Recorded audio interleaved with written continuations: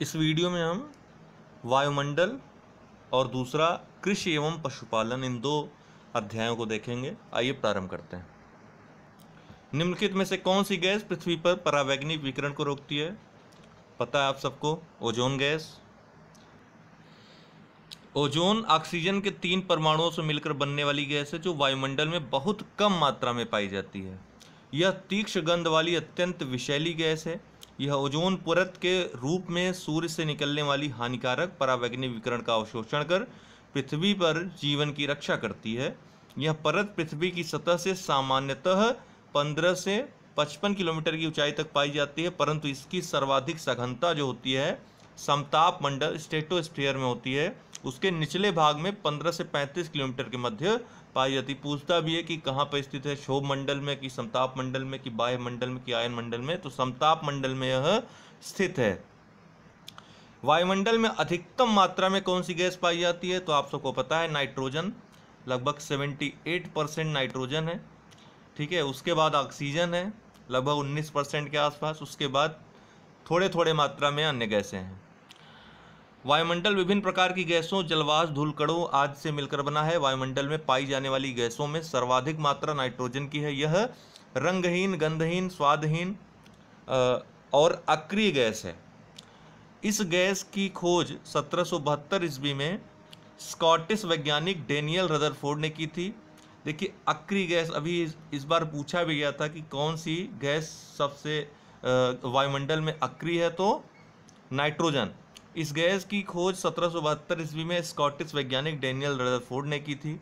Nitrogen के पश्चात वायुमंडल में दूसरे नंबर पर ऑक्सीजन 21%, फिर आर्गन 0.93%, फिर कार्बन डाइऑक्साइड और आदि गैसें पाई जाती हैं। 0.03% कार्बन डाइऑक्साइड की सांद्रता है।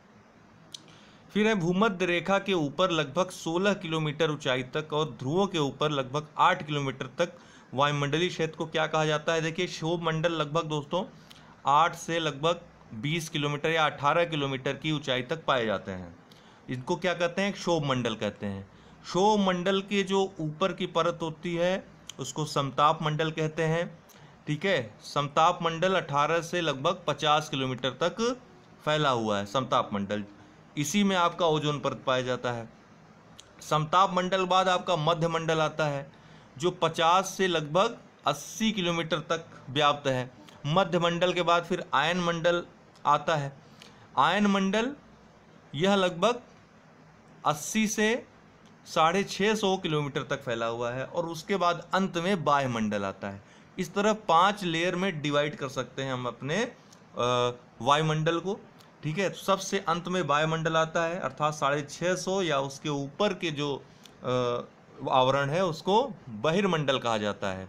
ये आयन मंडल थोड़ा महत्वपूर्ण है दोस्तों, क्योंकि यहीं से जो रेडियो तरंगे हैं टकरा करके वापस आती हैं और जो सिग्नल्स होते हैं टीवी वगैरह के, रिमोट वगैरह के, वो सब यहीं से हमको फ़ायदा उसका मिलता है, कम्युनिकेशन का। ठीक है ना, तो इसका उत्तर क्या होगा? क्षोभ मंडल।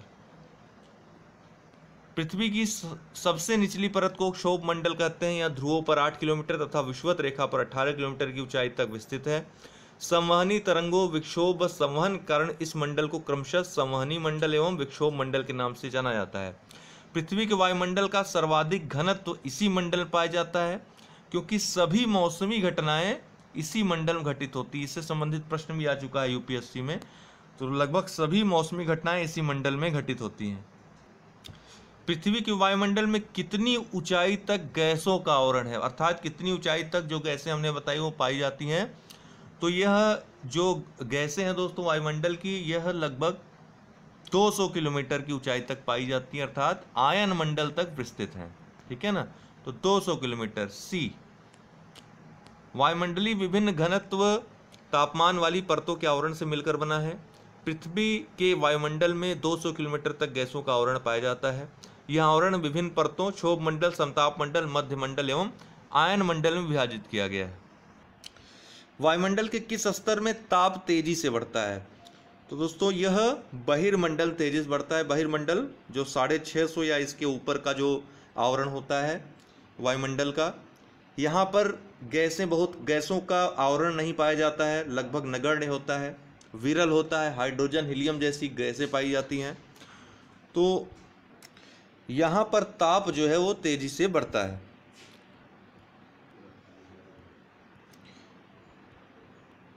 वायुमंडल में 640 किलोमीटर से ऊपर बहिर्मंडल का विस्तार है। इस मंडल के ऊपर वायु विरल हो जाती है, इसलिए इस मंडल के ऊपर तापमान तेजी से बढ़ता है। यहाँ वायु में हाइड्रोजन व हीलियम गैसों की प्रधानता होती है।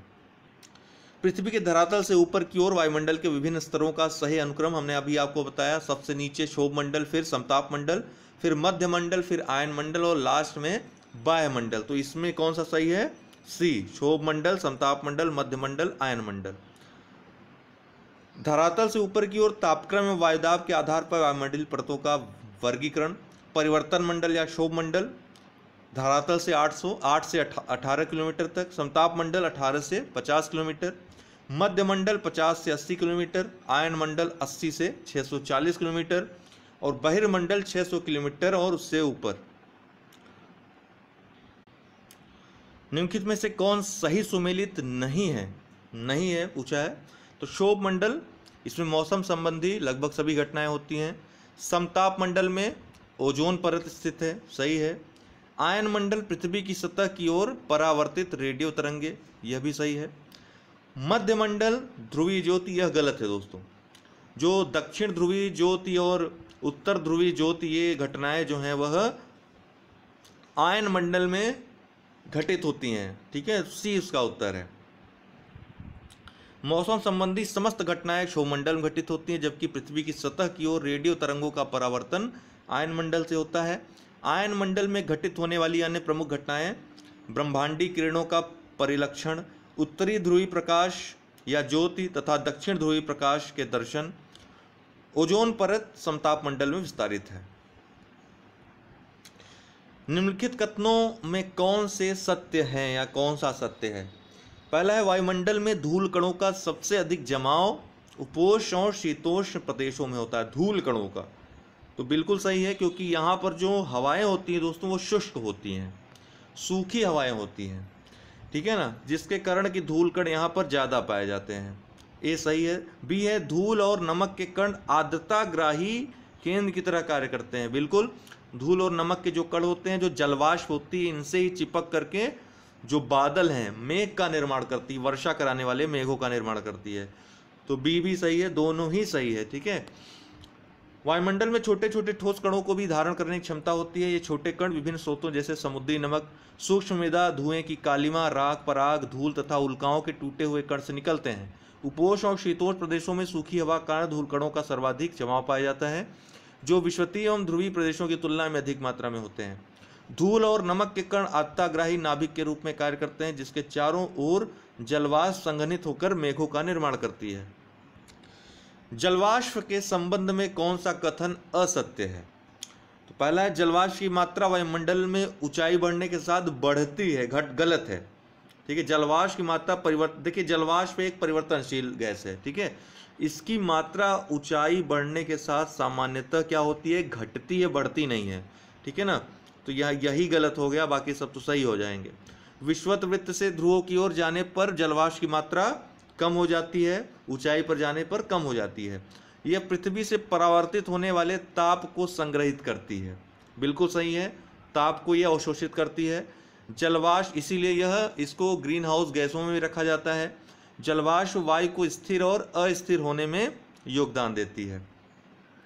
वायुमंडल में उपस्थित जलवाष्प ऐसी परिवर्तनशील गैस है जो ऊंचाई के साथ घटती आती है। गर्म तथा आर्द्र उष्णकटिबंध में यह वायु के संपूर्ण आयतन का 4% होती है, जबकि ध्रुवीय प्रदेशों तथा रेगिस्तानी प्रदेशों में यह वायु के आयतन के 1% से भी कम होती है।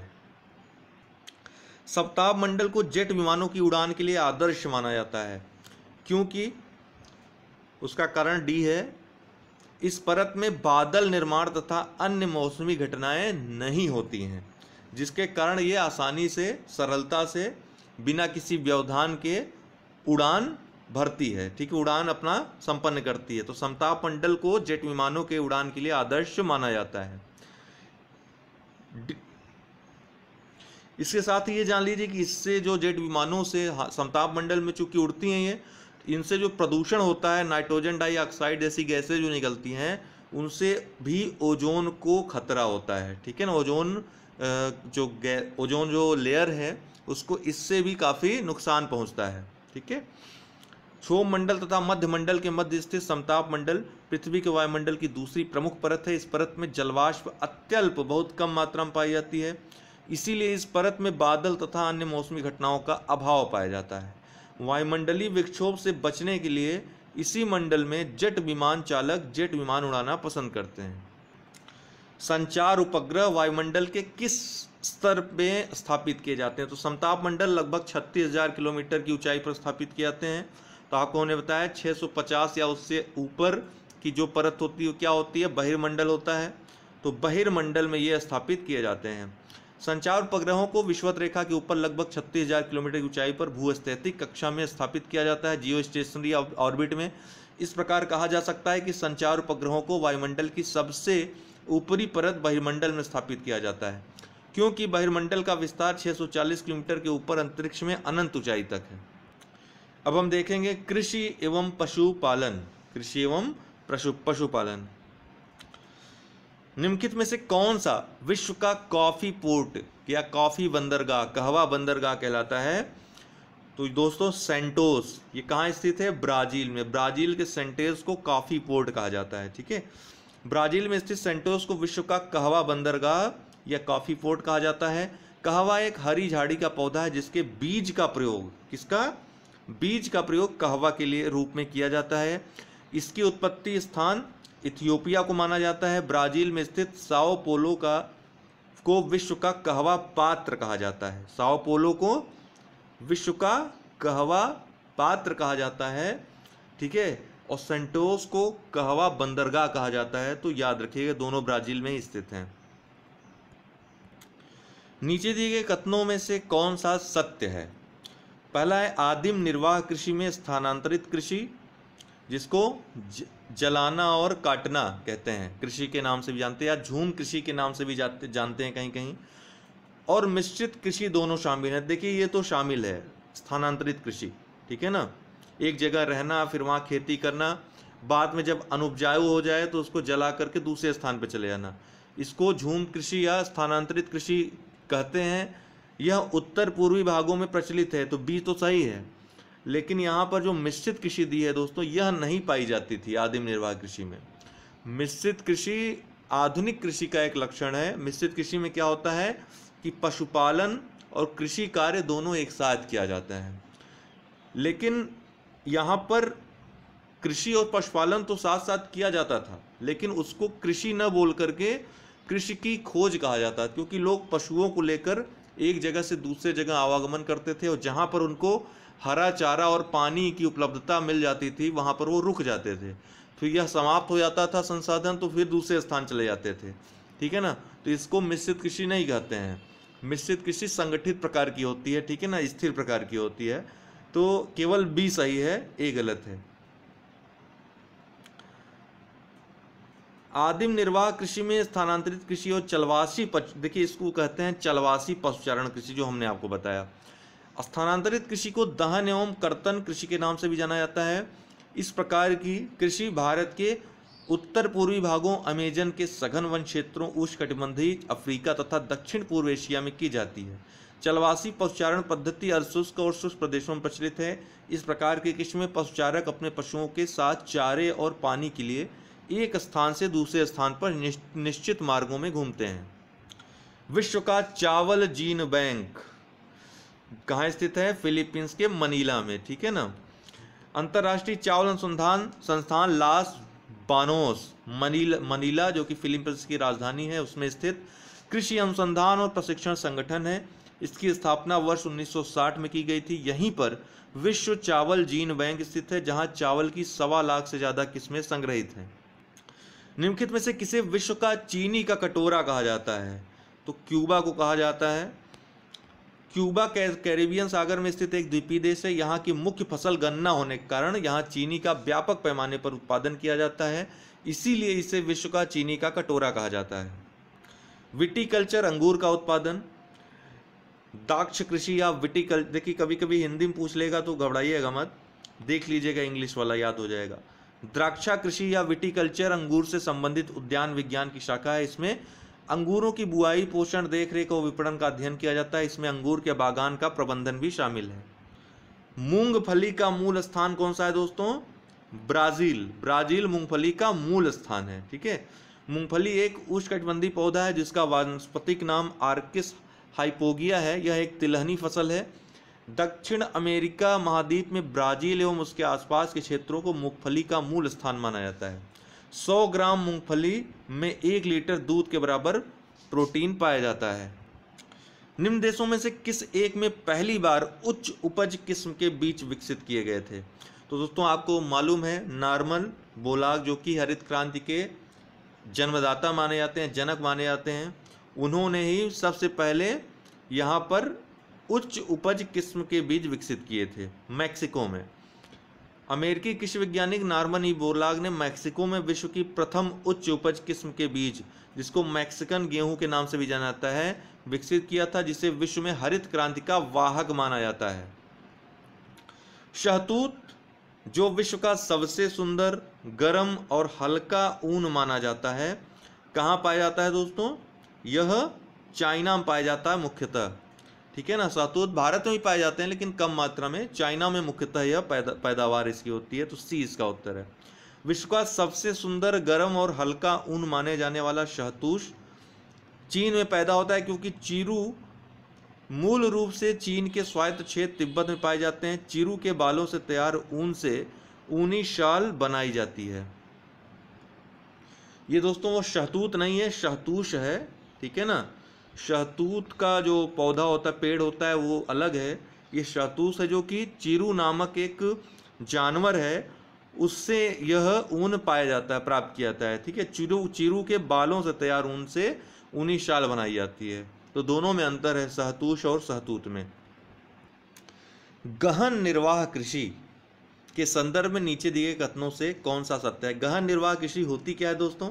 छोटी सी जमीन हो किसान के पास, घर का पेट पालना हो, साधारण औजार हो, बहुत ज़्यादा मेहनत से खेती की जाए, तो पूरी तरह खेती पर ही निर्भर रहना, तो ये गहन निर्वाह कृषि कहते हैं। इस प्रकार की कृषि पारिवारिक आवश्यकताओं को पूरा करने के लिए की जाती है, सही है। इस प्रकार की कृषि में धान मुख्य फसल होती है क्योंकि पेट भरना होता है, बिल्कुल सही है। यह कृषि दक्षिण पूर्व एशिया एवं पूर्वी एशिया के सघन जनसंख्या वाले मानसूनी प्रदेशों में प्रचलित है, बिल्कुल सही है। तो तीनों ही उपयुक्त सभी। गहन निर्वाह कृषि में किसान एक छोटे भूखंड पर साधारण औजारों और अधिक श्रम की सहायता से खेती करता है। इसके अंतर्गत कृषक परिवार की आवश्यकताओं को पूर्ति करने के लिए कृषि कार्य करता है। इस प्रकार की कृषि दक्षिण पूर्व एशिया और पूर्वी एशिया के सघन जनसंख्या वाले मानसूनी प्रदेशों में प्रचलित है। अगला है रोपण कृषि के संदर्भ में नीचे दिए गए कथनों में से कौन से सत्य हैं? अभी पूछा भी था, आरओ का मेंस का एग्जाम था, तो किस फसल की रोपाई होती है पूछा था। देखिए वाणिज्यिक जितनी फसलें हैं, कपास हो गया, चाय हो गया, कॉफ़ी, ये सभी जो है रोपण कृषि के अंतर्गत आते हैं, इनका रोपण होता है। ठीक है ना, तो इसमें वृहद पैमाने पर श्रम और पूंजी की आवश्यकता होती है। कैसे श्रम की? सस्ते श्रम की आवश्यकता होती है दोस्तों। ये चाय के बागान वगैरह हो गए, ये लाइन से लगाए जाते हैं, इनके लिए सस्ते श्रम की आवश्यकता होती है। इसीलिए यह मुख्यतः शीतोष्ण कटिबंधीय प्रदेशों में पाए जाते हैं, बिल्कुल सही है। ठीक है, बी इसका उत्तर, ए भी सही है, बी भी सही है। सी क्या है? इस कृषि में परिवहन जाल के विकास की अनिवार्यता होती है, बिल्कुल सही, क्योंकि ये वाणिज्यिक फसलें होती हैं, एक स्थान से दूसरे स्थान तक जाने की आवश्यकता, ले आने की आवश्यकता होती है। सी भी इसका सही है, तो तीनों ही सही है। ठीक है, उपयुक्त सभी सही है। रोपण कृषि एक प्रकार की वाणिज्यिक कृषि है जिसमें पेड़ों को कतारों में लगाया जाना शामिल है। इस कृषि के अंतर्गत चाय, कहवा, काजू, रबड़, केला, कपास की फसलें उगाई जाती हैं। इस प्रकार की कृषि मुख्य रूप से विश्व के उष्णकटिबंधीय प्रदेशों में की जाती है, जिसमें वृहद पैमाने पर सस्ते श्रम और पूंजी की आवश्यकता होती है। रोपण कृषि के अंतर्गत पेड़ों को कतारों के बीच के स्थान में अन्य फसलों का उगाया जाना एले क्रॉपिंग कहलाता है। एले क्रॉपिंग क्या होता है? रोपण कृषि के अंतर्गत पेड़ों की कतारों के बीच के स्थान में अन्य फसलों को उगाया जाना। फिर किस प्रकार की कृषि में भूमि का उपयोग भोजन व चारे की फसलें उगाने और पशुपालन के लिए किया जाता है। अभी हमने चर्चा की थी, मिश्रित कृषि में पशुपालन और कृषि एक साथ किया जाता है। तो डी इसका उत्तर है। मिश्रित कृषि के अंतर्गत भूमि का उपयोग भोजन व चारे की फसलें उगाने और पशुपालन के लिए किया जाता है। इस प्रकार की कृषि यूरोप, पूर्वी संयुक्त राज्य अमेरिका, अर्जेंटीना, दक्षिण पूर्वी ऑस्ट्रेलिया, न्यूजीलैंड और दक्षिण अफ्रीका में प्रचलित है। निम्नलिखित में से कौन सी मृदा गेहूं की कृषि के लिए सबसे उपयुक्त है? तो गेहूं की कृषि के लिए दोमट मृदा। गेहूं के वर्धन काल बढ़ते समय में मध्यम तापमान एवं वर्षा और शस्य कीर्तन फसल की कटाई के समय तेज धूप की आवश्यकता होती है। इसका विकास सुअपवाहित दोमट मृदा में सर्वोत्तम ढंग से होता है। चीन विश्व में सबसे अधिक गेहूं का उत्पादन करता है, जबकि भारत दूसरे स्थान पर है। सुनहरा रेशा से अभिप्राय या सुनहरा रेशा किसे कहा जाता है? जूट को या पटसन को। जूट को ही पटसन बोलते हैं, ये इसका उत्तर है। पटसन या जूट एक उष्णकटिबंधीय फसल है जिसे सुनहरा रेशा के रूप में जाना जाता है। यह जलोढ़ मृदा में अच्छे ढंग से विकसित होता है। इसके लिए उच्च तापमान, भारी वर्षा और आर्द्र जलवायु की आवश्यकता होती है। भारत और बांग्लादेश पटसन के अग्रणी उत्पादक हैं। तो दोस्तों आज के लिए इतना ही। 2 वीडियो और बाकी हैं, आज ही उनको देकर समाप्त कर दूंगा। विश्व का भूगोल सभी प्लेलिस्ट में उपलब्ध रहेंगे, ग्रुप में इसका हम PDF भी दे देंगे। फिर कल से हिस्ट्री स्टार्ट करते हैं। बहुत बहुत धन्यवाद।